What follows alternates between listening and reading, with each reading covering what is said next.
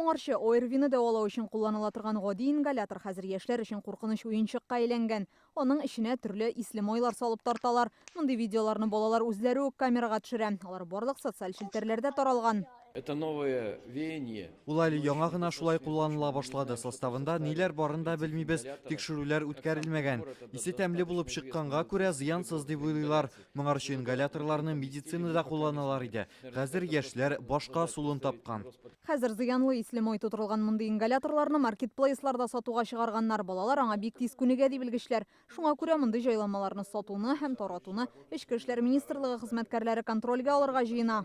Ограничению оборота на территории Республики Татарстан. Татарстанда аларның әйләнешен тыю өчен тырышачакбыз. Біз снюсны сатуны да Россиядә беренчеләрдән булып туктаткан идек. Всех этих никотиновых и прочих табаков, которые вызывают определенную зависимость, прежде всего, у несовершеннолетних. Росстат үткәргән соңгы тикшерүләр буенча Россиядәге халыкның 42% составында никотин булган зыянлы әйберләр тарта. Иң киң таралганнары электрон тәмәке, кальян һәм вейп. Ләкин алардан үпкәгә кергән төтен гади тәмәкенекенә караганда 20 тапкырга зыянлырак дип белгечләр.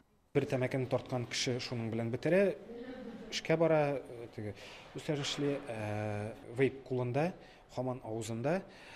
Эшне дә бетермичә, ашаганда да, утырганда да, кеше белән сөйләшкәндә дә шул вейп һаман авызында. Тагын бер факт, хәзер кызлар егетләргә караганда күбрәк тарта башлаган. 2 егеткә 3 тартучы кыз туры килә. Девочки более подвержены влиянию моды. Кызлар бит модага тизрәк һәм күбрәк иярә. Хәзер бу яшүсмерләр арасында үзенә күрә бер тренд. Хастаханәгә никотиннан агуланып килүчеләр арасында 12 яшьлек балалар да бар. Тәмәке тартудан 20 төрле яман шиш авыруы килеп чыгарга мөмкин. Иң киң таралганы үпкәнеке. Узган ел аның 1600 очрагы ачыкланган. Шуларның 30-40%-ында гына чир башлангыч стадиядә.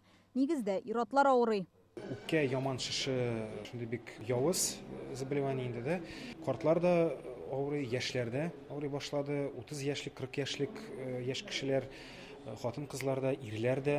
Халык та ешрак яшьләр тартуын күзәтә икән. Хәзерге яшьләр шуның белән занимаются. Үзләреннән тора һәрбер кешенең кирәкле бер түгел дип саныйм мин үзем. Окружениедә күргәнем юк тәмәке тартучы кызларны, белмим, әйтә алмыйм.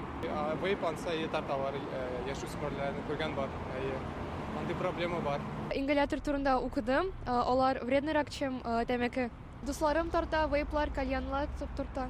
Гаиләдә әти-әни тарта икән, 50% очракта балалары да тартачак дип белгечләр. Шуңа күрә тәрбияне кечкенәдән үк башларга киңәш итәләр. Инзилә Хөсәенова, Гадел Миндубаев, Яңа Гасыр каналы.